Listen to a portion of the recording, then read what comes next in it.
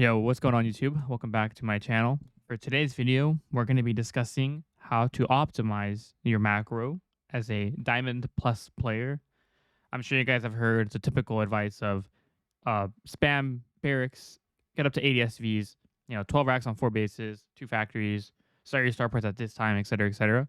Once you get to that point, and you start to obviously build that habit and start to know that those are production timings, there's actually some smaller details that get overlooked, which in the grand scheme of things may not make the biggest difference. But as you again start to climb and start to improve, there's little things to think about when you're maybe comparing your games to somebody who is 400 or more higher than you, 300 or more higher than you. It's kind of like, well, how do I get to that next level mechanically? So I'm gonna be running through this game here, and I'm gonna talk about a bunch of different little things that you can do in the early game, in the mid game, to improve your macro slightly with things that maybe you've never thought of. So without further ado, let's get started here.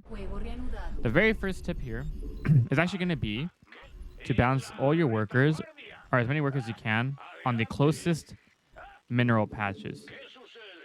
So on this particular map, I have 1, 2, 3. And when you select to build a building, you want to grab an SCV that is not on those closer mineral patches, because the closer mineral patch SCVs are going to give you money faster. So whenever you grab something to build in the early game, you want to grab something in these farther patches. So that's going to be the very first tip. Some maps have more mineral patches that are closer, so you might have to focus more on that micro.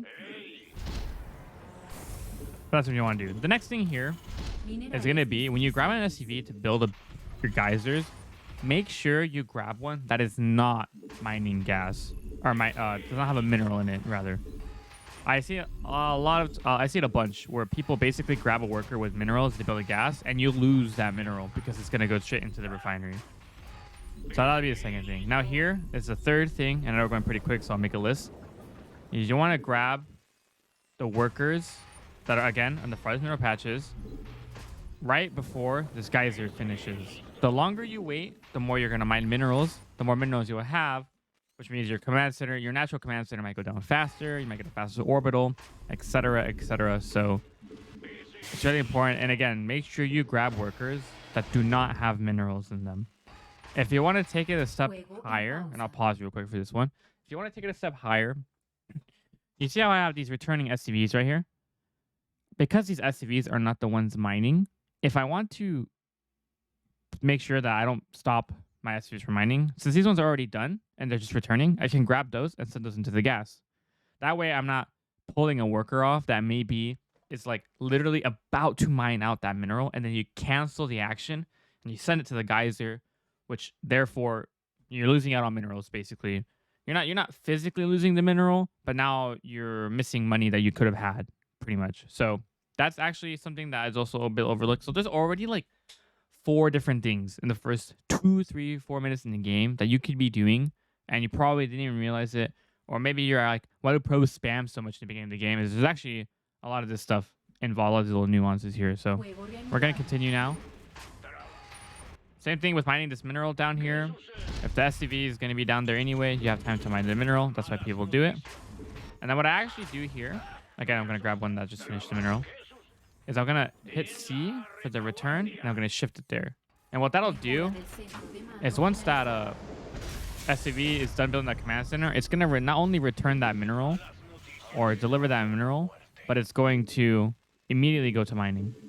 Here, I'm going to rally this SCV to build a factory because, like I mentioned earlier, I don't want to grab a worker that's already mining, so I don't cancel any action. Same thing with the gas. Look at that. Rally the gas. Here you go. Don't cancel any workers from mining. Bam. So this is like super try hard optimization. Okay. Like I said, it's not something that may make the biggest deal per se. I mean, it's not going to win you the games necessarily. But if you're really pushing to hit those next levels mechanically, stuff like this is you want to consider pretty much. And then the other tip here now is going to be to rally this command center to the closest patch. So for example, right now that I'm about to drop a mule, I'm going to drop a mule on the closer mineral patches. That way, now my mule brings the mineral faster. So that's the marine in the corner here. And you just want to keep doing that. Here you want to make sure you have your workers optimized, right? 16 on each. You want to fill up those closer mineral patches there. Grab this one here, put that one there. And it's just like, so it's very simple. Here we're going to rally this worker down here. Look at that. Bam, depot. And we didn't disrupt any mining time whatsoever. Now the next thing here is going to be where you place your buildings and how you place your buildings. You want to make sure that when you're placing your buildings, you're not leaving any gaps. So if you can see here, for example, I have a gap here and a gap here. So, and I have both these depots lowered. So when I'm building my production, I'm literally going to build straight down like this. And then what I'm going to do is make another row and build straight down like that.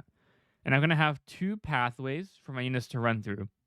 This is actually super important because if you get doom dropped, warp prism, mutas, anything really, you want to be able to reinforce your base easily, and you want to be able to run through your mineral line quickly. So having these like spaces between your production to be able to run through is very crucial. I'm sure a lot of you know that already, but again, as somebody who coaches a lot of people between diamond to masters, it's a really bad habit when people start building their stuff all over the place and then their tanks get stuck between a building, or the units are all choked up. So then if you get doom dropped and somebody sieges tanks in your base, you're just like dead because your marines are all stuck in the barracks. Like there's so many different scenarios that this will help you with. So if you guys don't already have this as a habit or haven't considered this before, I highly, highly, highly recommend to try this out. So just to give you guys the rundown, again, it would be something like this. You could even have additional gaps between the buildings as well. But you can actually see how much space I get. Right? I got so much space here to defend. Run through here, and then I'll make another row here. And just like that. It also helps with the units coming out all organized, and they don't have to make huge trips from like all the way back here, all the way down here. They're much closer to the wall. Another small detail is, and speaking of rallying faster, a lot of pros build their production, their 4th and 5th racks, in their natural. Again, this helps with the reinforcing faster to this middle point here, and then also leaving you a bit of space in between your inside your main rather. And here you can see I'm going to start another row. So let's put that there, let's put that there, and then there's barracks and another barracks. And you can see how much space I have. Pretty much. Here. Could have fit another building here. I don't want to say space. I mean space. There you go. Now the next tip I'm going to give you guys now is having one SCV always building depots here.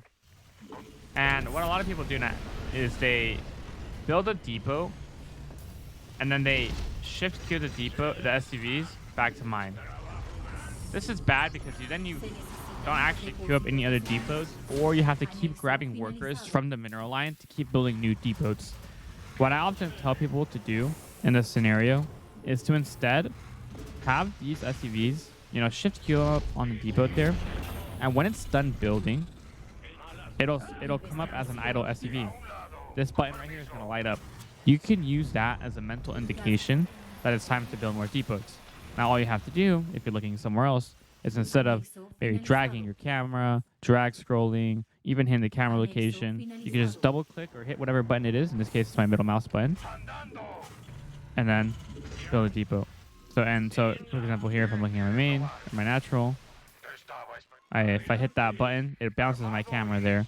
And now I know it's time to build depots, and I can add more. And building your depots on your mineral line is always really nice. It gives you space out front here. And then it also helps where if somebody tries to drop behind your mineral line, or a warp prism trying to warp in units on top of your mineral line, if the depots are all raised, they can't do it. Because you can't drop on the depot, you can't warp in on top of the depot. So it actually acts as a bit of a wall off for that kind of stuff. And then again, just my gases. So that's pretty much it for this video. These are a bunch of little small things that you guys are going to have to practice and sort of try out. It's definitely going to be a big habit that you have to like put a lot of attention towards or really, really focused. But you know, this kind of stuff, as much as it may not be what wins you games, it's when you're trying to do a build and you can't figure out why when you do the build your timing is like 5 seconds off, and it's like, well, what am I doing wrong? It could be you're losing so many minerals because you just grab whatever and put them in the gas and they have the minerals on them. Um, you're not dropping the mules on the closest patches. You're not putting your SCVs on the closest patches or stuff like that. So you know, at the beginning it may not matter as much, but then throughout the game, as you keep making the same mistakes, it starts actually adding up. So like I said earlier in the video, if you're a diamond player, a masters player, you're trying to figure out what it is that you need to do to get to the next level with your macro, right? Because obviously a 5K player is not going to have the same macro as a 6K player. But what really is the difference if you consider a 5K player to be pretty decent at the game? And that's what it's going to be. It's going to be those little nuances have already been figured out by the 6K player, and they don't make those kinds of macro mistakes, I want to say. So if you enjoyed the video, guys, please give it a like, please subscribe, notifications on. I do have a coffee page, which is that way, right in the top left-hand corner there. If you want to get some more specific guides, some more specific content, especially with regarding the new map, the new patch, check it out. I got some membership tiers on there. I upload way more specific stuff to some general stuff that I put on this channel here. And I'll see you guys in the next video.